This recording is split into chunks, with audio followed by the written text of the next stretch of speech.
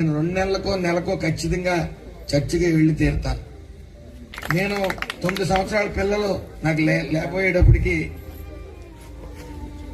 వెళ్ళని గుడి లేదు, మొక్కన రాళ్ళు లేదు. రండి నేను ఫాస్టింగ్ లో ఉన్నాను అని జనవరి 1 అనుకుంటాను, క్రిస్మస్ కాదు. ఆవిడ పిలిచి చర్చికి పిలిచి వాగ్దానాలు ఇచ్చారు.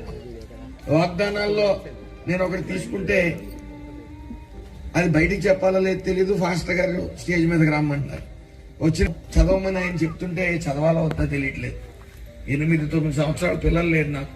అందులో ప్రభు ఆ వాగ్దానం ఏమిచ్చారంటే, ఇసుక రేణువుల వలె నీకు పిల్లలు జన్మించుగాక. 9 సంవత్సరాల నుంచి ఇసుక రేణువుల వలె అంటున్నారని చెప్తే అని అంటే ఖచ్చితంగా ప్రభు దీవెనలు మీకు ఉంటాయి, పిల్లలు పడతారని చెప్పగానే సంవత్సరం తర్వాత గుడ్ న్యూస్, కరెక్ట్ సంవత్సరం దాటకుండా గుడ్ న్యూస్ విన్నాం.